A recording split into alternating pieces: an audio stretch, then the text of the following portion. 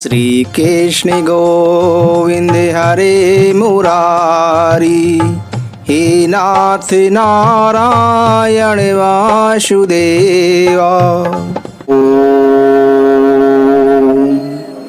नारायणे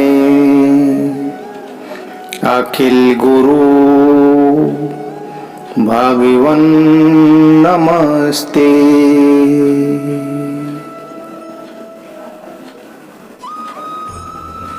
श्रीमद् भागवत महापुराण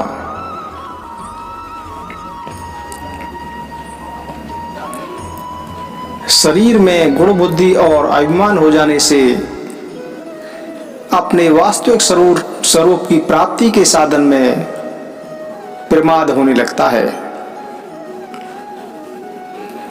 वैसे यह मनुष्य शरीर है तो मृत्युग्रस्त ही, परंतु इसके द्वारा परमार्थ की सत्य वस्तु की प्राप्ति हो सकती है।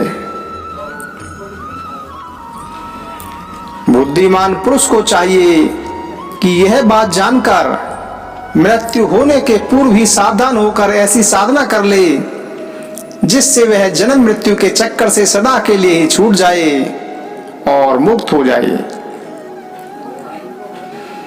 यह शरीर एक वृक्ष है, इसमें घोंसला बनाकर जीव रूप पक्षी निवास करता है।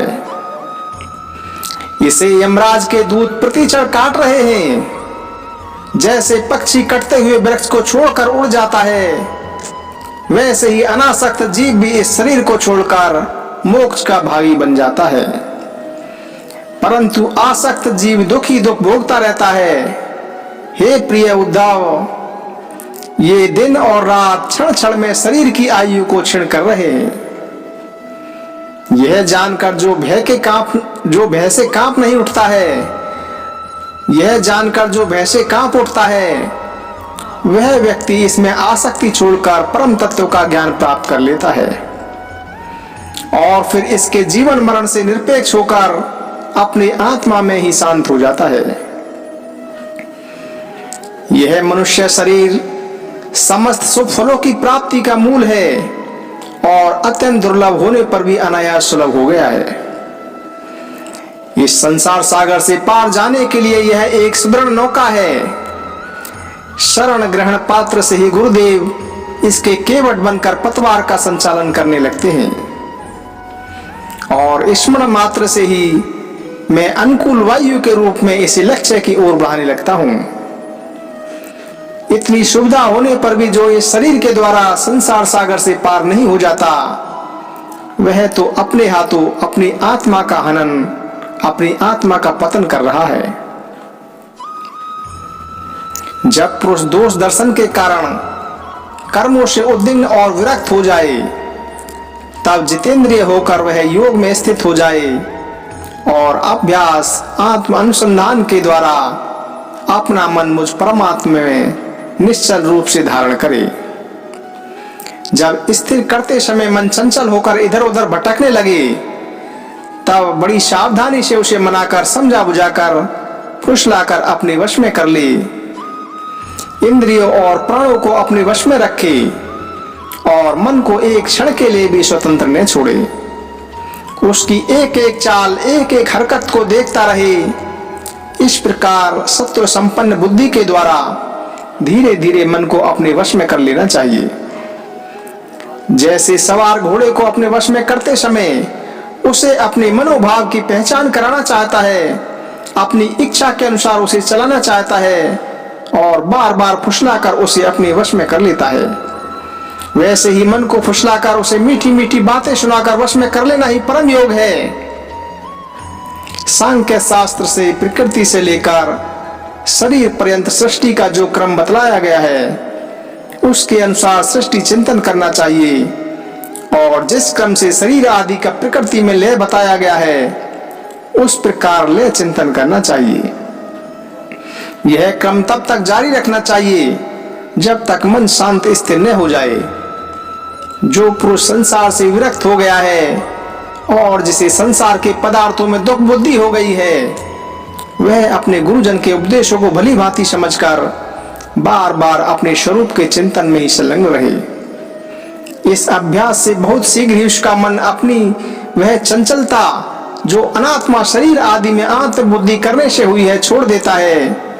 यम नियम आसन प्राणायाम धारणा ध्यान समाधि और योग मार्गों से वस्तु तत्व का निरीक्षण परीक्षण करने वाली आत्मविद्या से तथा मेरी प्रतिमा की उपासना से अर्थात कर्म योग ज्ञान योग और भक्ति योग से मन परमात्मा का चिंतन करने लगता है और कोई उपाय नहीं है।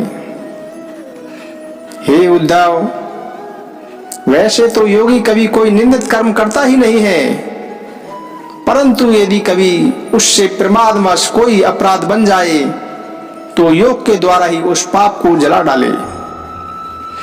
अपने अपने अधिकार में जो निष्ठा है वही गुण कहा गया है।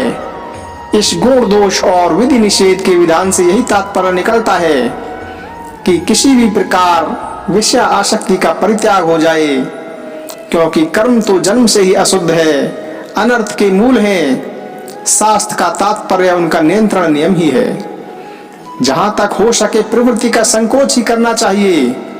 जो साधक समस्त कर्मों से विरक्त हो गया हो, उनमें दुख बुद्धि रखता हो, मेरी लीला कथा के प्रति श्रद्धालु हो और यह भी जानता हो कि सभी भोग और भोग वासनाएं दुख रूप हैं, किंतु इतना सब जानकर भी जो उनमें परित्याग में समर्थ न हो, उसे चाहिए कि उन भोगों को तो भोग ले, परंतु उनसे सच्चे हृदय से दुखजनक समझे और मन ही मन उनकी निंदा करे तथा उसने दुर्भाग्य ही समझे।